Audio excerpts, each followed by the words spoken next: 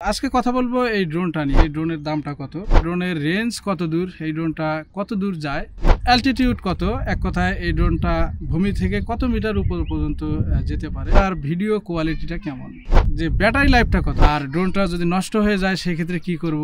1 সেকেন্ডের একটা ভুলের কারণে কিন্তু এই ড্রোনটা ক্র্যাশ হতে পারে। অলরেডি আমার কাছে 2বার ক্র্যাশ হয়ে গেছে, 2বার।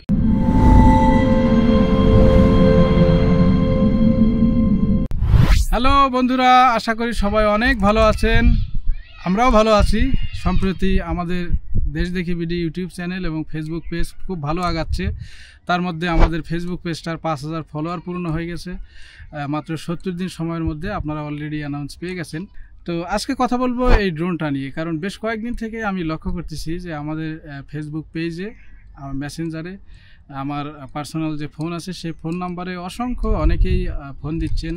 আপনাদের একটাই প্রশ্ন এই ড্রোনটা নিয়ে। তো নাম্বার 1 যেটা প্রশ্ন সেটা হলো, ভাইয়া এই ড্রোনের দামটা কত।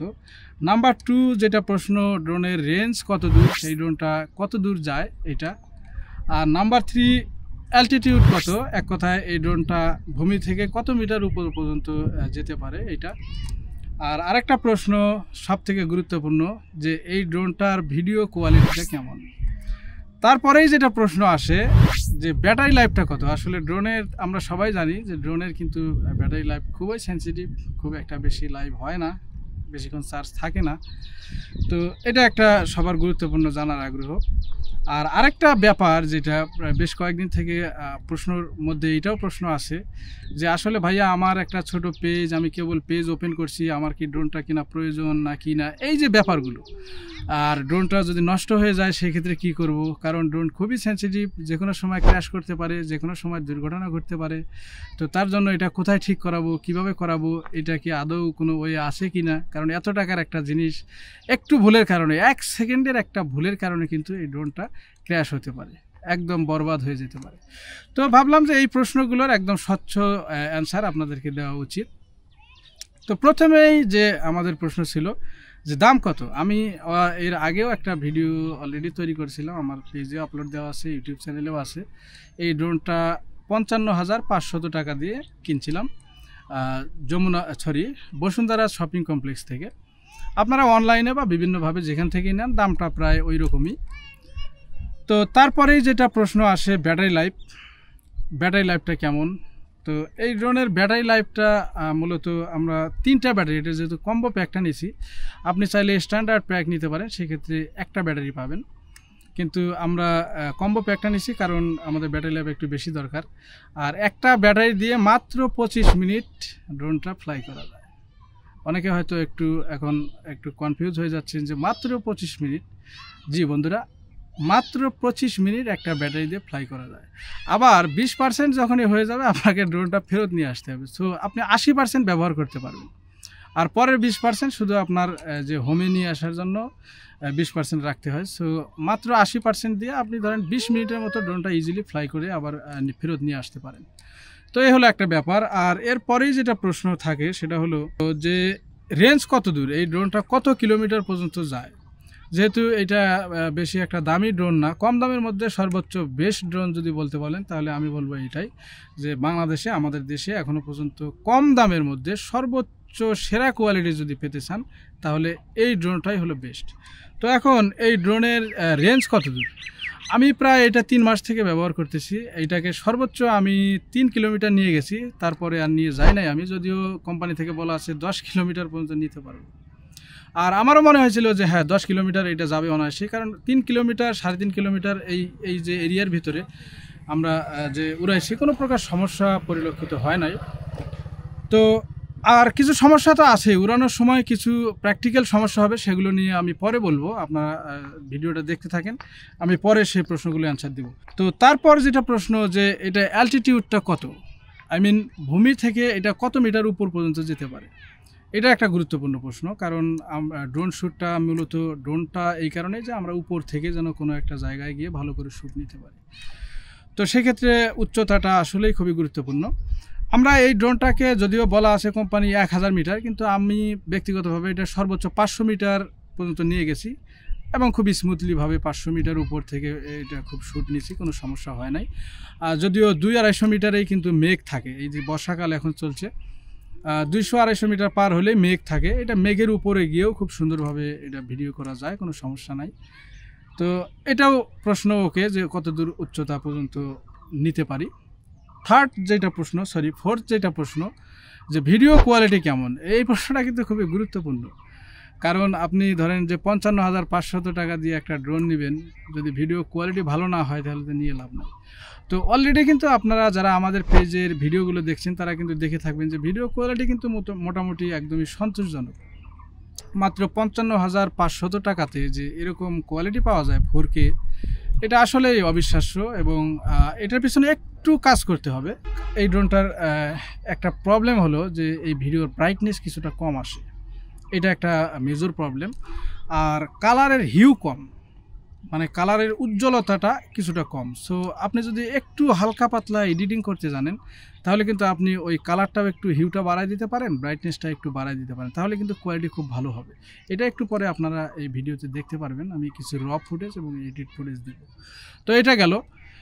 তো এখন যেটা মেন আরেকটা প্রশ্ন, সেটা হলো যে যারা প্রশ্ন করেন যে ভাইয়া আমার পেজ কেবল নতুন, আমি স্টার্টিং করতে যাচ্ছি, আমার কি আসলে ড্রোনটা নেওয়া উচিত কিনা।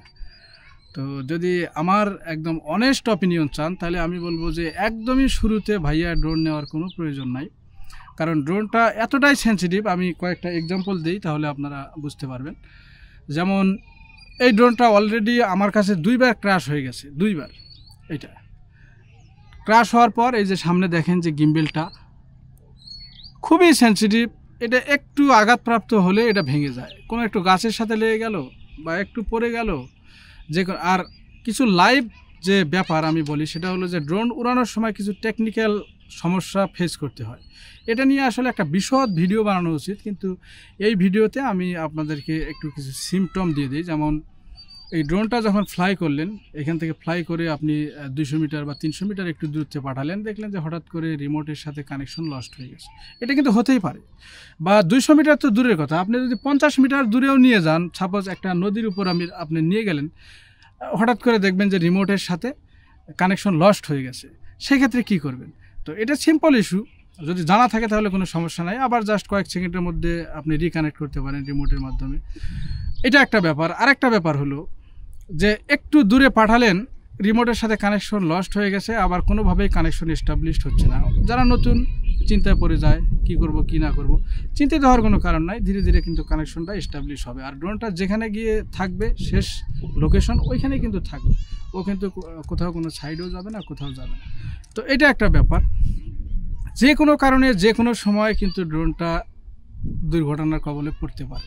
চিল, এই যে আকাশে অসংখ্য চিল পাখি, সেগুলোর সাথে যে কোনো সময় লেগে যেতে পারে। কারণ কি, এই ড্রোনটা DJI Mini 4K একদমই ছোট ড্রোন। এই যে দেখেন আমার হাতে, আমি যদি জাস্ট হাতে এভাবে নেই, আমার হাতের সাইডেও ছোট। দেখেন এই যে ড্রোনটা কতটুক, জাস্ট আমার যে হাতের এই যে তালু, এই তালুর চাইতেও কিন্তু ড্রোনটা দেখেন ছোট। এই যে পাশে নখ বের হয়ে আছে। তো যার কারণে মনে করে কি, যখন এটা উপরে ওঠে তখন ওই চিল তারা মনে করে যে এটা একটা ছোট পাখি আসছে, ও তখন এটাকে কিন্তু ছবল দিতে চায়। তো এটা একটা সমস্যা। তো যার কারণেই ড্রোন যেহেতু খুবই সেন্সিটিভ, যে কোনো সময় দুর্ঘটনা ঘটতে পারে। এই কারণে যারা নতুন একদম পেজ খুলে আপনি ধরেন যে কেবল আপনার কোনো আর্নিং নাই, কোনো কিছু নাই, তাহলে সেই ধরনের লেভেলে যদি থাকেন তাহলে ভাইয়া ড্রোনটা আসলেই কেনা উচিত নয় আমার পক্ষ থেকে। আর যদি অ্যাভেলেবেল টাকা পয়সা থাকে তাহলে কোনো সমস্যা নাই। তো এই ছিল আজকের এই ভিডিওতে। আর শেষ যেটা বলবো সেটা হলো যে সমস্যা হলে কোথায় থেকে কিভাবে রিপেয়ার করবেন। এখন ড্রোনটা যদি ক্র্যাশ হয় কখনো, তাহলে কিন্তু এটা ম্যাক্সিমাম যেটা ঘটে এই গিম্বেলেই সমস্যাটা হয়, যেটা একটু আগে আমি বললাম। তো 2বার ক্র্যাশ হওয়ার পর আমরা, যেহেতু আমি অনেক বছর থেকে এই টেকনিক্যাল বিষয়গুলো জানি, আমি অনেকগুলো ক্যামেরা ইউজ করছি এর আগে, আমি বহু বছর থেকে স্টুডিও চালাইতাম আগে। তারপর আমি এখন ফ্রিল্যান্সিং করি অনেক বছর। তারপর এখন আমি এই যে একটু ভিডিও টিডিও এগুলো শখের বসে আর কি নিয়ে এখন ভিডিও টিডিও শুরু করছি। তো এই গিম্বেলটা সমস্যা হওয়ার পর আমরা কিন্তু এটা সুপারগুলো দিয়ে ঠিক করছি। ড্রোনটা আমি ম্যানুয়ালি বাসায় খুলছি, খোলার পর দেখলাম যে এখানে ভেঙে গেছে গিম্বেলের উপরে।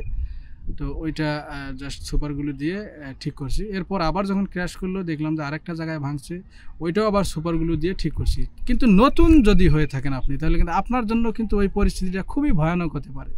আপনার তখন মাথা ঘুরে যাবে যে এই ড্রোনটা কীভাবে ঠিক করব, কোথায় পাঠাবো। তো এটার জন্য আসলে চিন্তিত হওয়ার কোনো কারণ নাই, কারণ আপনারা ড্রোনটা যেখান থেকে নেবেন এটা কিন্তু 1 বছর ওয়ারেন্টি আছে। যদি টেকনিক্যাল কোনো কারণে ফল্ট করে তাহলে কিন্তু আপনি ওয়ারেন্টির সুবিধাটা পাবেন। আর যদি না পান, ওয়ারেন্টি ব্যক্তিগত কোনো কারণে বা কোনো গাছের সাথে লাগাই দিলেন, সেক্ষেত্রে তো আর ধরেন আপনি যে ওয়ারেন্টি এটা তো পাবেন না। সেক্ষেত্রে আপনি যে শোরুম আছে সেখানে তাদের সাথে যোগাযোগ করলে তারা কিন্তু একদম ডিজের যে অফিসিয়ালিভাবে তারা যোগাযোগ করে, তাদের যে সার্ভিস সেন্টার আছে সেখান থেকে আপনার এই ড্রোনটাকে কিন্তু ঠিকঠাক করে টাকা নেবে, সার্ভিস চার্জ যেটা দরকার সেটা নেবে, তো নিয়ে কিন্তু ড্রোনটা ঠিক করে দেবে। তো এই ছিল আজকের এই ভিডিওর মূল যে প্রশ্ন। আশা করি অনেকেই এই প্রশ্নগুলোর অ্যান্সারের জন্য অপেক্ষা করছিলেন। আশা করি আপনারা এই অ্যান্সারগুলো পেয়ে গেলেন। এরপর আরও বিস্তারিত অনেক ভিডিও আসবে বিভিন্ন সমস্যা এগুলো নিয়ে। ততক্ষণ পর্যন্ত ভালো থাকেন, সুস্থ থাকেন, আমাদের দেশ দেখি বিডির সাথে থাকেন।